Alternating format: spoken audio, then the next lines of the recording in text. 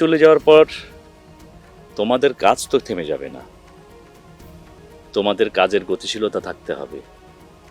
তোমরা তোমাদের কাজকে আরও অনেক দূরে এগিয়ে নিয়ে যাবে, কিন্তু সেটা কিভাবে?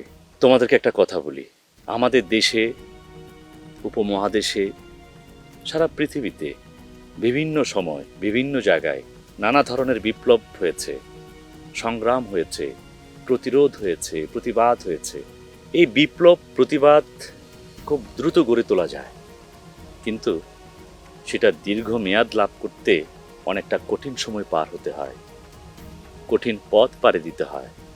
আবার অনেক সময় এই বিপ্লব নষ্ট হয়ে যায়, থেমে যায়। কিন্তু আমরা যে বিপ্লবটা করছি আমাদের দেশের মুক্তির জন্যে, আমাদের অর্থনৈতিক মুক্তির জন্যে, আমরা আমাদের অস্তিত্বের জন্যে, আমাদের ভালোভাবে বেঁচে থাকার জন্যে, সেই বিপ্লব কোনোভাবেই থামিয়ে রাখা যাবে না, সেই বিপ্লব কোনোভাবেই ব্যর্থ হতে দেওয়া যাবে না। সেই জন্যই একজন নেতা দরকার, সঠিক পথ নির্দেশক দরকার, যে তোমাদের সবাইকে সঠিক নির্দেশনা দিবে, এই দলটাকে সঠিকভাবে সামনের দিকে পরিচালিত করবে, কখন কোথায় কি করতে হবে।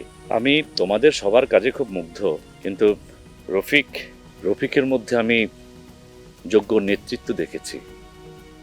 আমার বিশ্বাস রফিক তোমাদের সবাইকে সঠিক পথে পরিচালিত করতে পারবে। আমি সিদ্ধান্ত নিয়েছি আমার না থাকা সময়টাতে রফিক তোমাদের পথ দেখাবে, রফিক তোমাদের নির্দেশনা দিবে, রফিক তোমাদের পরিচালিত করবে।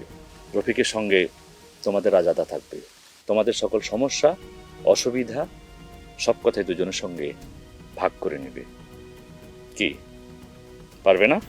বেশ, এটাই আমি চেয়েছিলাম। সঠিক নেতৃত্বের অভাবে বিপ্লব নষ্ট হয়ে যায়, আমাদের সেটা হতে দেওয়া যাবে না।